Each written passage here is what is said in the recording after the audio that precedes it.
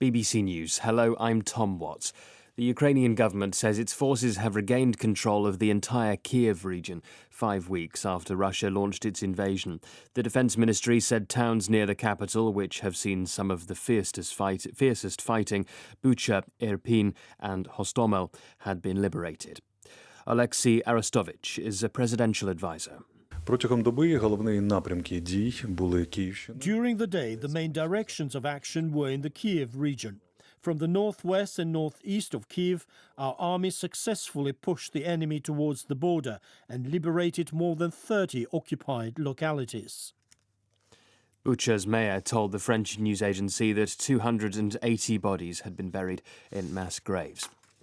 The Ukrainian President Volodymyr Zelensky has praised troops defending the besieged city of Mariupol, which has been bombarded by Russian forces since the invasion began.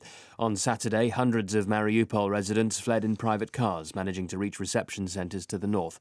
The International Red Cross says its own efforts to help people leave the city are continuing. For 3 consecutive days, the evacuation plans of the Red Cross have been frustrated. Yuri Sak is an advisor to the Ukrainian Minister of Defence. Russia is deliberately blocking any efforts by Ukraine, International Red Cross, or even our international partners. Russia wants to deport those people to Russian-controlled territory, which it has already done. There needs to be a ceasefire.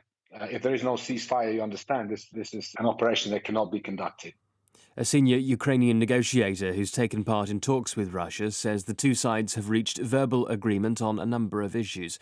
David Arakamia told Ukrainian television that one such area was the need for a referendum in Ukraine on whether the country should become neutral. He said Crimea, which Russia annexed 8 years ago, remained a point of disagreement. Mr. Arakamia said the Turkish President Recep Tayyip Erdogan had offered to host talks between Volodymyr Zelensky and Vladimir Putin. Reports from Sri Lanka say access to main social media sites has been blocked, the latest move by authorities to prevent anti-government protests. Naresh Kaushik reports.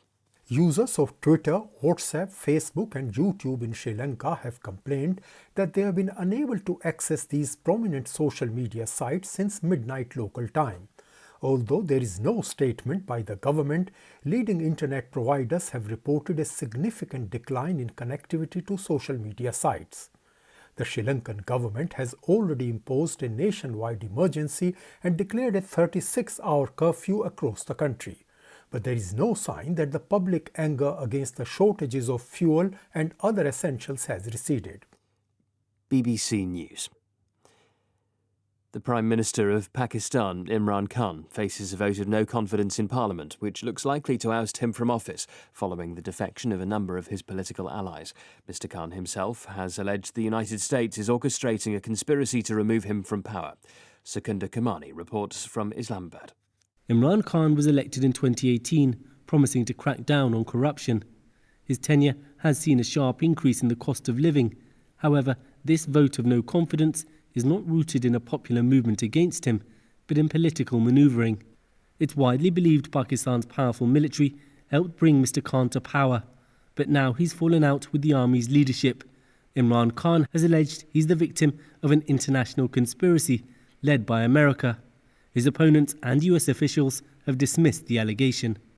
There has been a huge explosion at a nightclub in the capital of Azerbaijan, Baku, with reports of many people injured. Social media pictures show the emergency services attending to clubgoers in front of the venue, with debris strewn across the road and cars damaged.